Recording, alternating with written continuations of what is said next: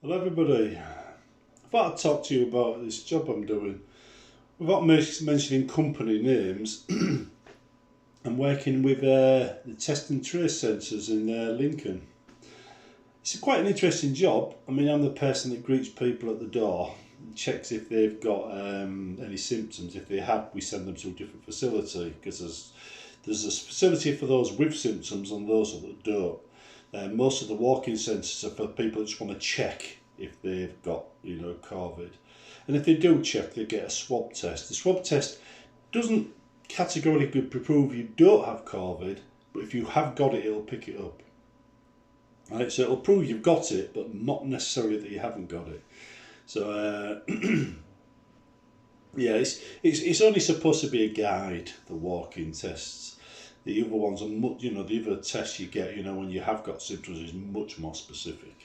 So yeah, but anyway, the place is super clean. I mean, you see an awful lot of people attacking the test and trace system because the app failed. Well, I can't speak for the app; it's never worked properly for me, but it does work. It just doesn't do anything. It just pops up with messages every now and again, like a news app, and that's it.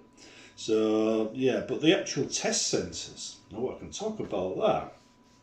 The place I'm at is in Lincoln, and it's really, really nice. You get a nice view of the cathedral, everything, and it's super clean. And the organisation in it, fairly relaxed, friendly atmosphere. Everybody in there is nice. In fact, the whole of Lincoln's nice, to be honest. They're all friendly. It's a friendly city, and got a great view, like I said, of the cathedral. But you go in there, and everybody's supportive. They've got each other's back. The team are there. Anybody stumbles, somebody's there to catch them. It's a very good system, and I've got a feeling that the people who are in charge actually play people to the strengths. Some people have been moved from one job to another, but when I look at them and I get to know them, I realise the job they're in is the best place for them. They're good at that job, whereas they'd have been less effective at the other job. Well, I'll not say less effective. That's a wrong word. If you think of everybody's average at this job, but they're excellent at this job, that's a better comparison. So yeah, I think I can see why they got moved on to different jobs, because they're literally the best person for that job. So yeah, it's been quite good. But generally speaking, you walk in and someone like me will ask you, have you got any symptoms? If you say yes, then I'll give you a leaflet. Somebody will come over and explain to you what you do next. And it usually involves either ringing 119 or going to a different test centre for a proper full-on test.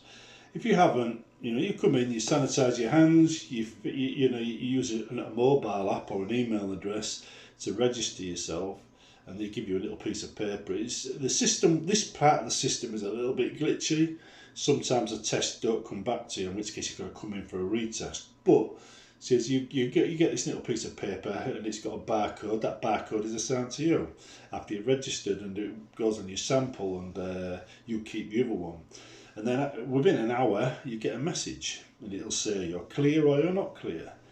Now it's straightforward. The test, test both sides of your tonsils, and it goes up your nose, right? And then when you leave, cleaner straight in the booth cleans everything down for the next person. So it's super clean. So, I would say you got less chance of catching COVID walking around the test centre than you have actually outside. Although I'm at risk because obviously I'm the front, I'm the face, I'm the person that greets everybody. So I'm the high risk thing. But I got myself tested on the before I leave, on the end of my shift. So even I've got to be careful, and I get tested at the beginning of my shift, and I get tested at the end when at the end of the week. It's probably about 2 days or something like that. But basically, I make sure I'm clean. But yeah, anyway, it's a good system. I'm actually quite surprised, and they treat us quite well there. I mean, we get free sandwiches and coffee. You know, although for me, the hours are long. Like some days I get like 4 hours without a break. Well, most days I get 4 hours without a break. Cause just the way things, we get 2 hours on, and then each security person takes a break. By the time it gets to me, I've been on my feet for 4 hours. So yeah, and the hours I'm working are 13 hours straight. I think this is the regions with COVID, because if everybody's doing 13 hours, which they are, right, and then somebody comes down with it, you can replace the whole shift with another one. And there's no changeover halfway through, so it keeps the risk fairly low. It's a bit work. It's hard work, but it makes sense in this situation. But it's why most of these COVID testers and nurses, I think, are quite tired.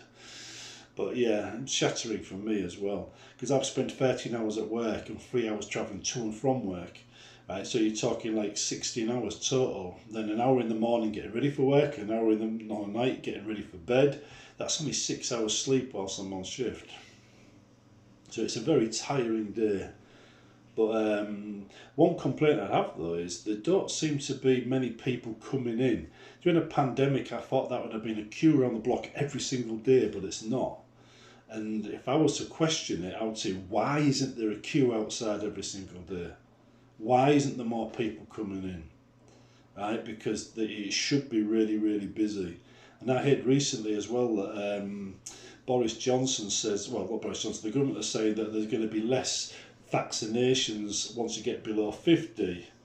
I don't know if that's something to do with the EU and the fact that the government have finally come to arrangements with the EU, so they're exporting some now.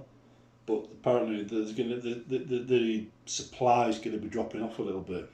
But just remember, the vaccine doesn't stop you catching COVID. It just means you won't end up in the ICU with a respirator. If you do catch it, most of the time you get a fairly mild case.